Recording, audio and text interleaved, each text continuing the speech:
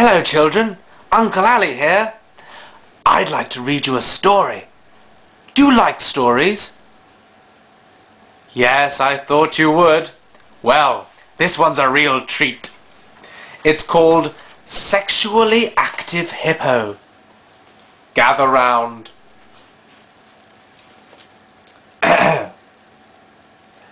Mildred was an unhappy hippo,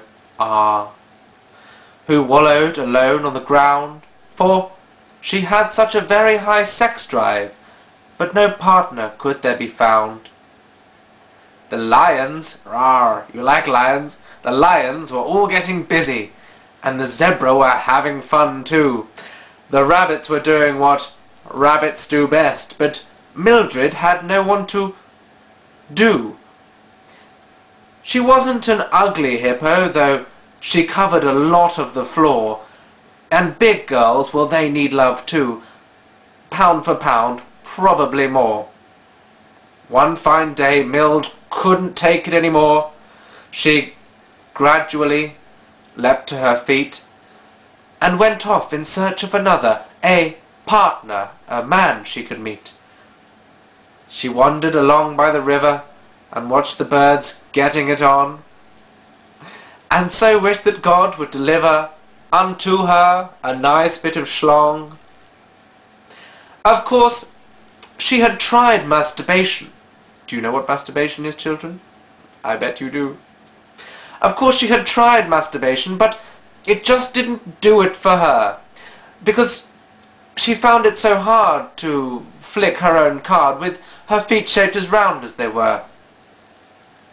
Time passed, and her long search continued, and she finally reached a big city. She saw the bright lights, and she looked on with hope, praying someone would take pity. But no sooner had she entered the high street was Mildred approached by a man, who looked at her and said, "Oh, you're perfect, come with me, get in this van." Now, she was, of course, somewhat nervous, and felt slightly anxious with fright, but she went with the man and got in his van, and they drove off into the night. They drove for what seemed like a while, until the van stopped. "Oh, we're here," said the strange man with a massive great smile. "Here starts your porno career." Now Mildred, not speaking much human, was more than a little bit shocked when, really not knowing her newfound position, found that her hole had been cocked. Of course, she was oh so ecstatic. A lover she had finally found. They must just have known by the look in my eyes, she thought. But she then turned around. Instead of a stud of a hippo she had expected to see in her heap, she found a nasty young human pounding away. She felt so cheap.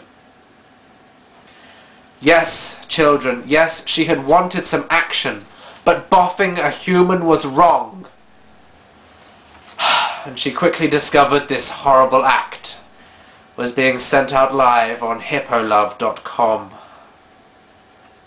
She could no longer return to the jungle, not after what she'd just done, since the cheaters were all internet addicts and everyone else would make fun. Do you know about being made fun of? Yes, it's very hurtful.